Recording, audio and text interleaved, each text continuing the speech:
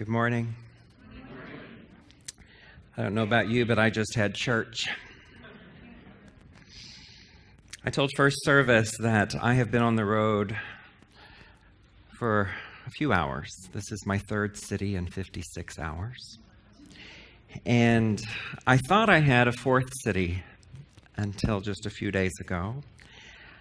It is not unusual for me to be in one city, and the calendar of events that shows up on different websites encourage people to ask me to come speak to their organization. I've done that in this place before, and so it wasn't surprising when I had an email from a lady who said, "Would you mind speaking to our group on Monday morning?" I said, "Sure, I can spend another night, speak to this group, still be back in Tulsa by afternoon." We made all of those arrangements. We worked out the logistics. I sent in all of the CEU credits that were needed for this particular corporate organization. And fast forward another 10 days, and as the woman emailed me to confirm and make sure that all of my travel arrangements were made, I just happened to scroll down and look to see what her address was. She had said, "Since you're going to be in Springfield."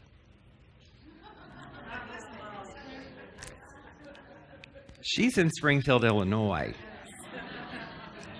Do you realize that's not real close to Springfield, Missouri?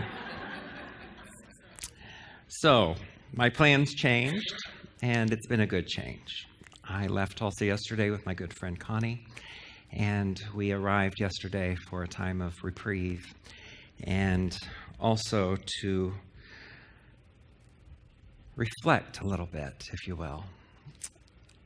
Because one of the other things that happened in those days as I was planning this whirlwind weekend is Joe had asked me by email what I was going to be talking about so that he could arrange the music for today. Now, my answer to Joe and any music minister is, it's not Saturday night, so I have no idea what I'm going to be talking about yet.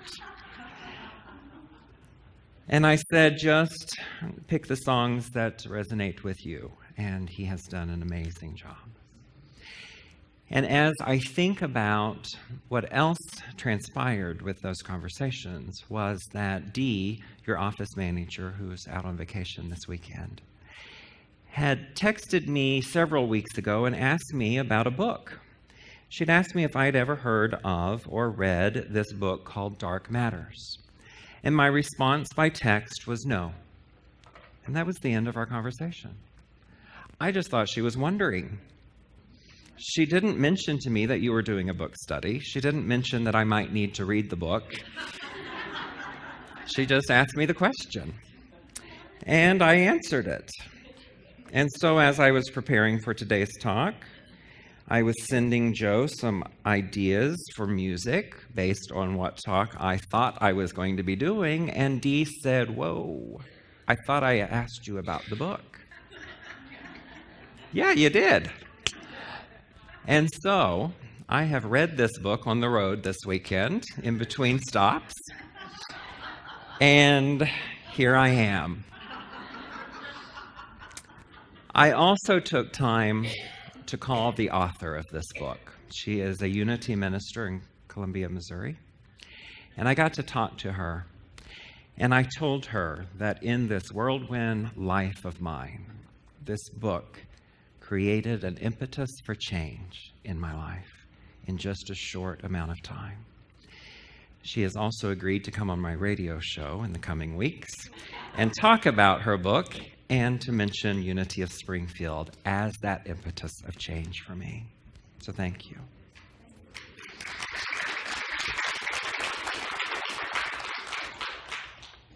In her book, she talks a lot about what we understand as self-recognition, self-awareness, and you've been talking about that in the previous weeks. If you've not been here, I invite you to go onto the Unity of Springfield website and watch some of those videos and catch up with us.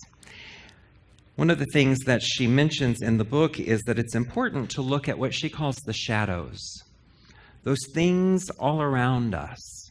And I know that Sue mentioned the wonderful Facebook video that's going around right now of little kids who discover their shadows for the first time. If you've not seen it, Google it. They are scared to death of their shadows, to the point that they run screaming, but guess what follows them?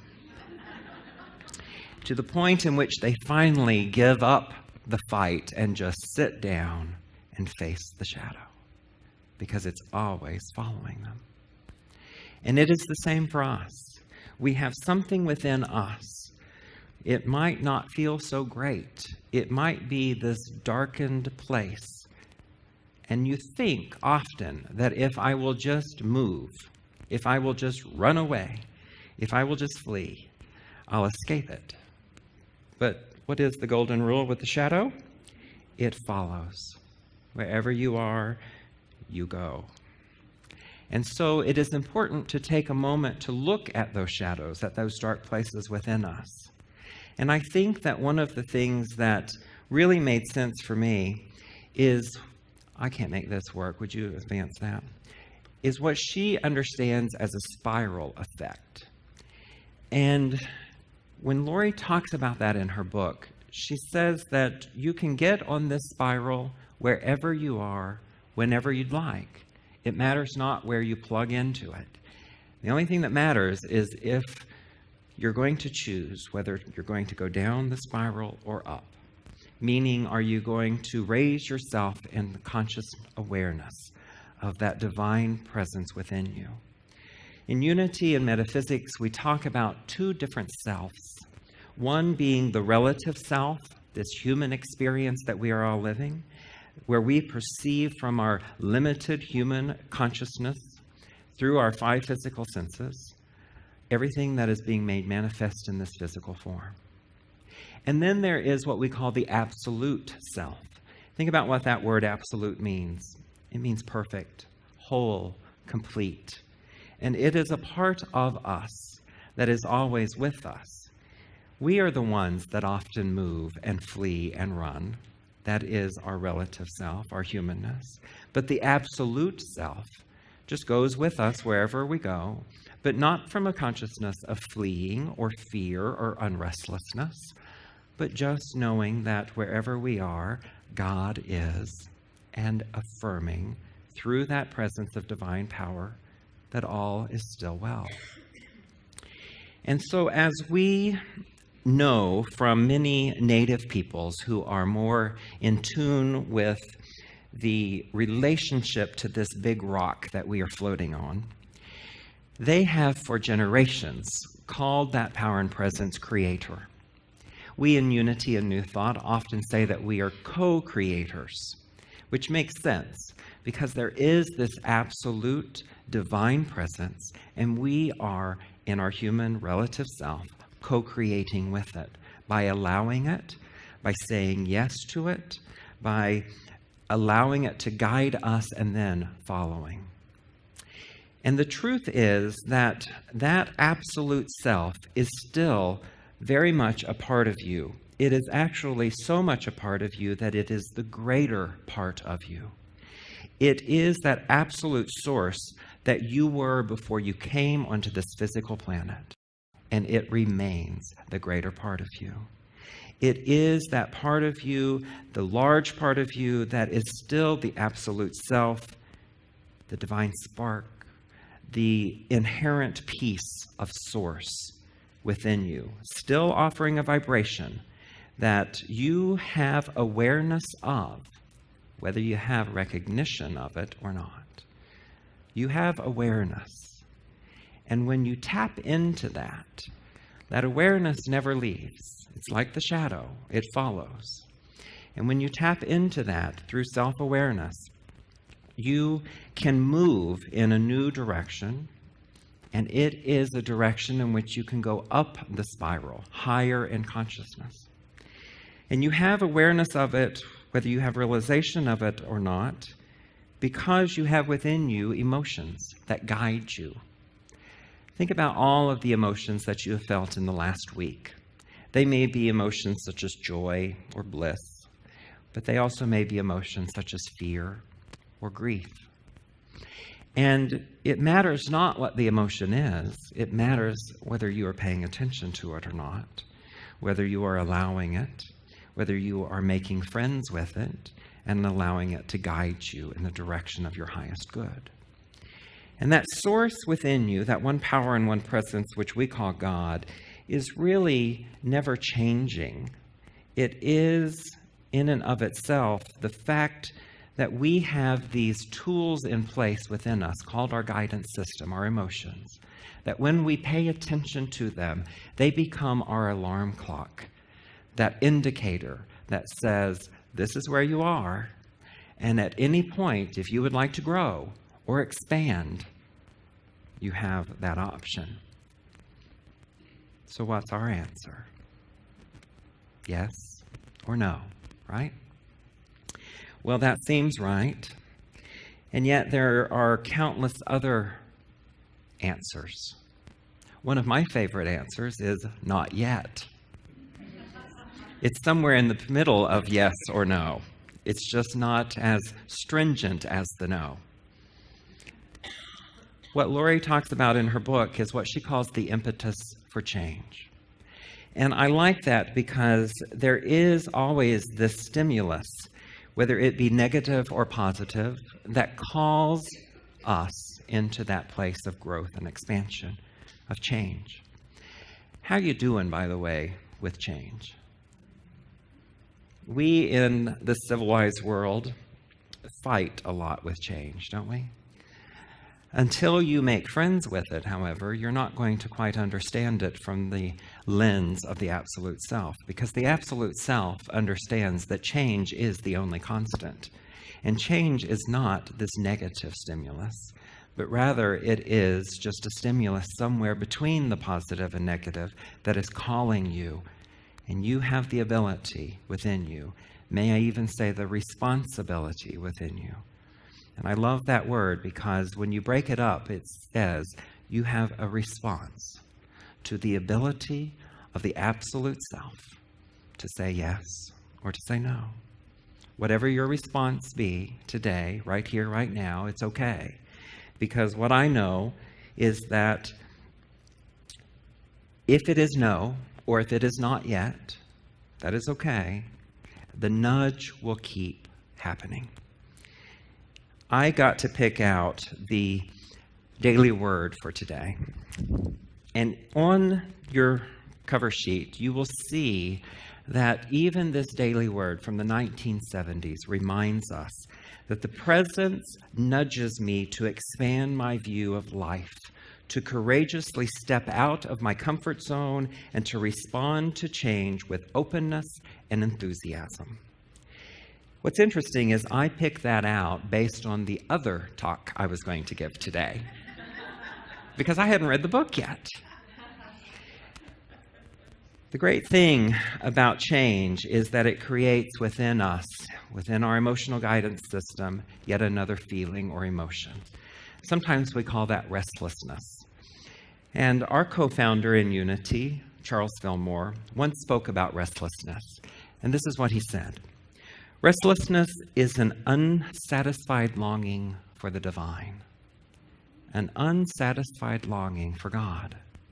That part of us that is longing to be more in alignment with the truth of our being, that we are the expressions when we say yes to change of spirit. Dr. Wayne Dyer once said, each experience in your life was absolutely necessary in order for you to have gotten to this place, and then to the next place, and then to the next place, up until this moment. Many years ago, I had a great job. And that job was working for a very stable company in the corporate world. I loved that job. It was one of those jobs that it wasn't work. You just got up and bounded from your bed to go do that thing you do and have fun. And I really, really liked it. I really liked the benefits. I really liked my coworkers, and I really loved the stability of the corporation. And about 5 years into that job, my boss saw something within me And unbeknownst to me, she nominated me for a leadership program in the city of Tulsa. I was accepted to that leadership program, and what happened was, it was a year-long program in which you learned about leadership, about the city in which you were dwelling. You signed a contract to become a leader in that city based on where you were in the moment. And by doing so, you pledged, just as this church is doing with the Ronald McDonald House, your own responsibility of being part of that community. And so the way it worked was, you got to choose from all the lists of nonprofit boards in the city. You got to choose your 3 favorites, and then the leadership program would assign you to one of those 3 for that year, and you would serve as a board member on their nonprofit board. What I didn't know was there were 45 other new leaders in the city doing the very same thing I was, and they were much faster at choosing their nonprofit. And so I was left with the last 3, which was fine because the first one was all about kids, and I love kids as long as I don't have to live with them. And the other was around healthcare, and that was great because I was a part of that community already. And the other was a little nonprofit board that I didn't know much about. It was called Hospice. And I was used to going to work and sitting on a board within my corporate world in which I would sit at a mahogany table in a skyrise in downtown Tulsa. I was facing a leather-bound agenda with crystal glassware on the table, comfortable leather seats where I could recline, and we would go about the order of the day. When I went to Hospice for my first board meeting, I was not so sure the chair would hold my weight. The table needed a matchbook under it to keep it from falling over.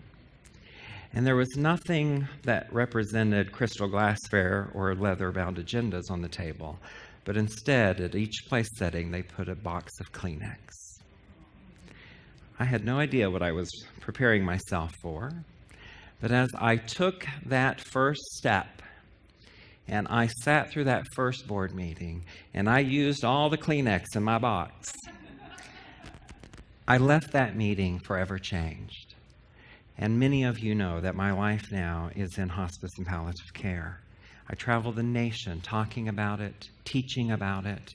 It has transformed who and what I am. And the impetus for change was not my own. It was my boss at my old job who saw the impetus, the possibility, the potentiality that Joe just sang about. And she just asked me, "Are you open?" Wow. You know, it is our very success sometimes at our current level that leads us to that impetus for growth. And then in doing it more or better, we have that impetus for change grow all the stronger in us. But we fight it sometimes, don't we?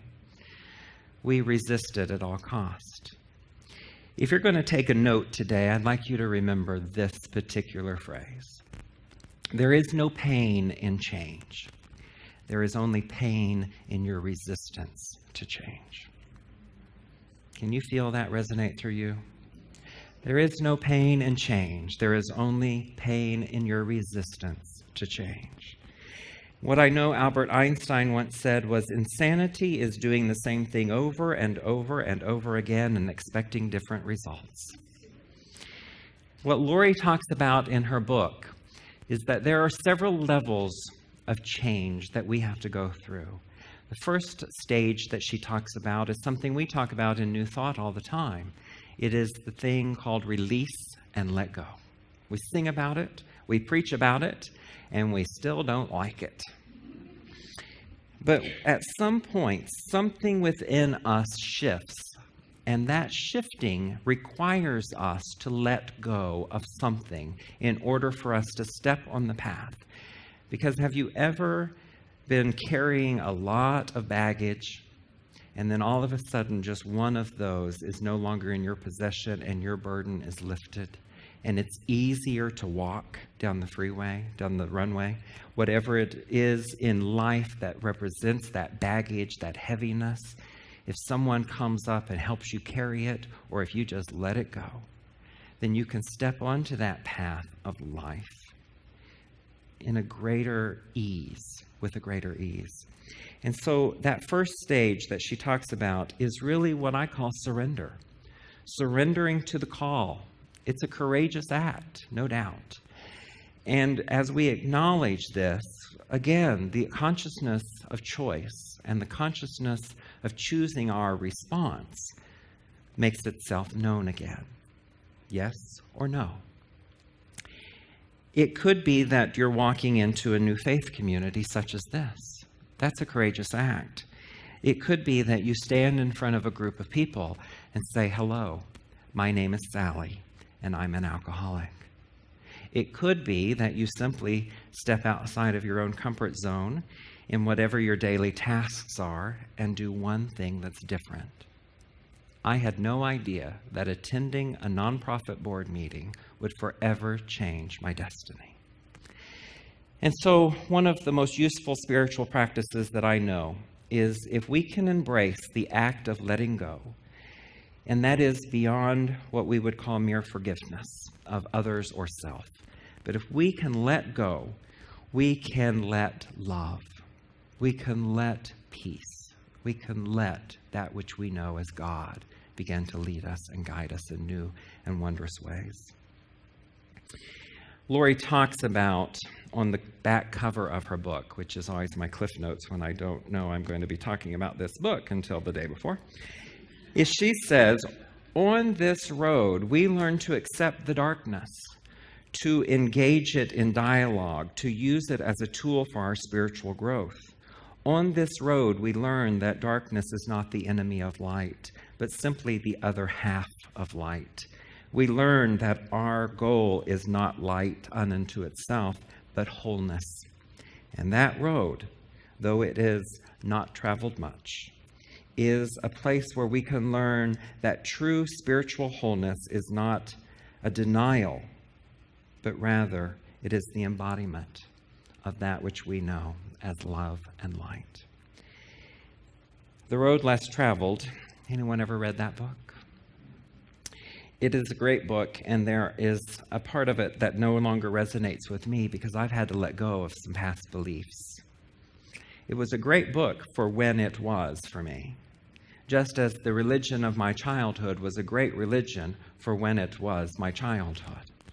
But we are encouraged to always be answering in a positive manner that would allow us to spiral up in consciousness, to grow, to expand.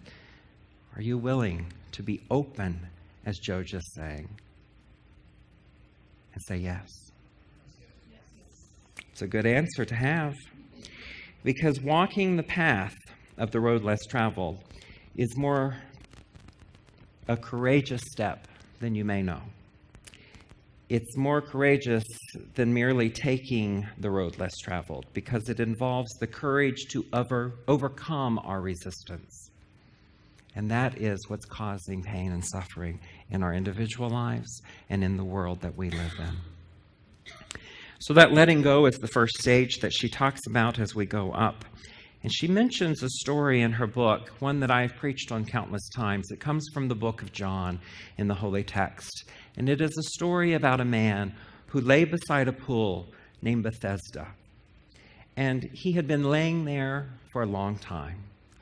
There was a legend in that time that when the angel came and stirred the waters of that pool, the first one into the pool would be healed. That man had waited for his healing for 38 years. He had been laying there, waiting on the angel to come, stir the water, and he would be the first one in. You might remember in the Hebrew Bible, as in the Metaphysical Bible, the number 40 represents wholeness, completion, perfection. He had been there 38 years, almost, but not yet. And as Jesus once went to that place to speak to a crowd, The crowd gathered, and it was a large crowd. But he saw one man, a lame man, sitting on a mat next to the pool, and he turned to him from all the other people who were vying for his attention, and he said and asked a very important question. And that question was this: would you like to be healed? I believe it's the most important, significant, worthy question ever uttered in the holy text that we call the Bible. Would you like to be healed? The answer is up to you. But, that man named Jesus, as he was asking that question, he wasn't expecting one answer or another. He just was the impetus for the change in that man's life. He was, as this story creates the metaphor, the ability for that man to look within, to see the shadows that was himself, his relative self. That story is a metaphor, but it's not necessarily about that man's physical healing as much as it is about that man's crippling belief system. Something that many of us understand is something that we might want to release and let go of. Do you have a belief within you that is crippling you, that is not allowing you to take that next step on your path of growth? When Jesus asked the question, the man did not answer yes. He actually answered with a litany of suffering. He answered by saying what he had always said: I can't because. I can't because. How many times do we say, I can't because? It's much like the old phrase, I love you, but. I can't because. And when we really say that, what we are actually implying is, I want to keep trying my old methods. I want to keep believing my old stuff in the hope that it will work. What did Albert Einstein say? That's insanity. And so as we dig a little deeper, really what we say from our spirit is that my discomfort at this current level of growth is not yet greater than my fear of change. That's powerful, isn't it? My discomfort at this level of growth is not yet greater than my fear of change. And here's the thing, that's okay. Because I guarantee you, as does the Daily Word, the nudge will keep happening. You can be wherever you are at any given minute. But Jesus was, in that moment, the voice of the absolute self. And that divine wisdom within us is always speaking, always implying, always asking us, would you like to be healed? Would you like to be healed? How many times have you called that one friend and said, how you doing? And she lets you know. Wouldn't it be nice to say, would you like to be healed? It's just a question. It's up to you individually to know your own answer. It may be yes, it may be no, it may be not yet. What Lori says in her book is that when we get to that next level, which she calls transcendence, we are creating in a whole new way a new life and a new story. That story of that lame man who laid by the pool of Bethesda stops there. We don't know the rest of his story. I don't know if he was married. I don't know if he ended up having children. All I know is that Jesus said, take up your mat and walk. And he did. I don't know what he walked into, but I know that it was new. It was growth. It was expansion for him. And it is always a time of trial and error. How many times have you watched a little baby try to take his first steps? And as the baby stumbles and falls and climbs up on something and tries to take another step and stumbles and falls, we don't on this side say, well, you stupid baby, why don't you know how to walk yet? We just say, You can do it. Try again. That was good. The absolute self, always affirming. You can do it. You can choose again. Keep trying. Keep growing. Keep expanding.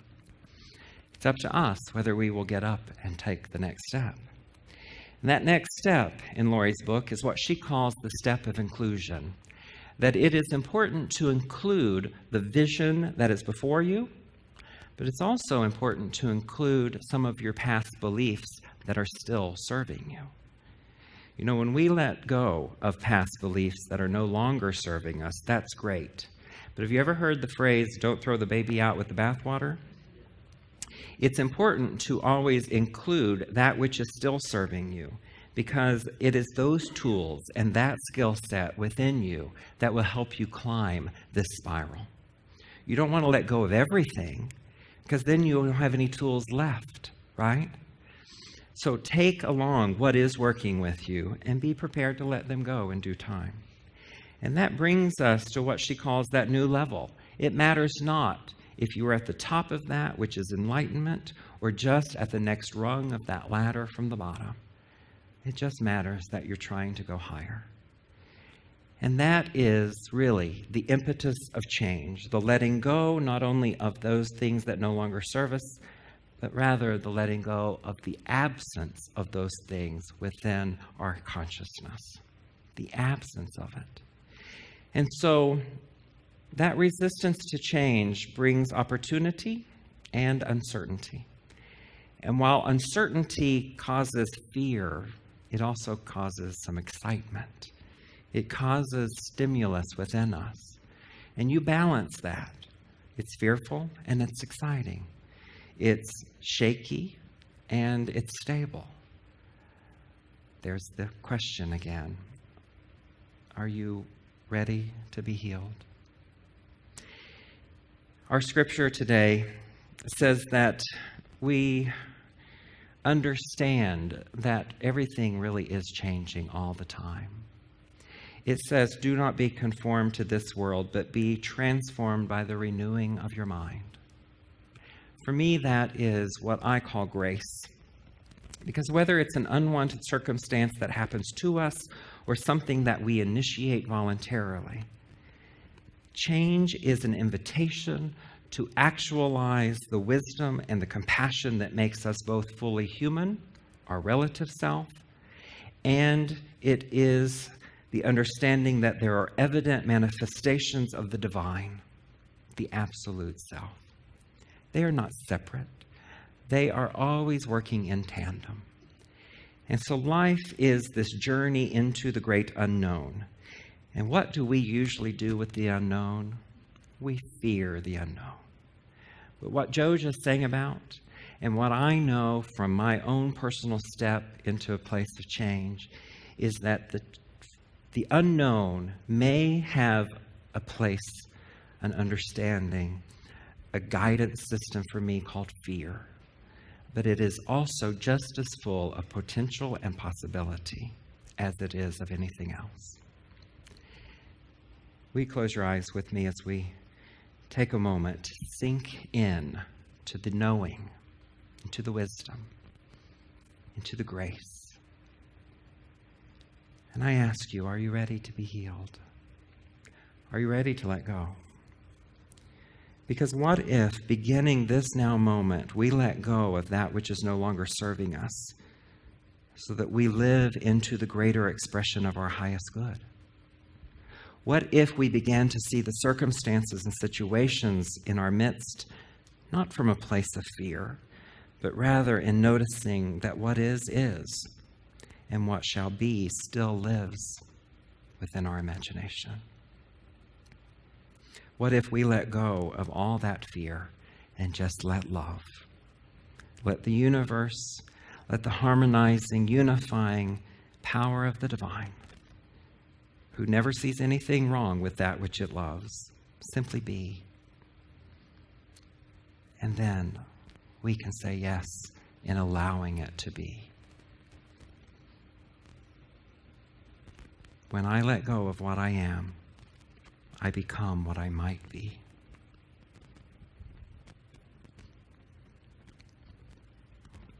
as you come back to this holy space, I would just like to say again, thank you for the opportunity to come and be your resident minister, not in residence. Because this place, this time with you over these last few years has caused within me an impetus of change. I came here with 6 sermons, and only 6 sermons.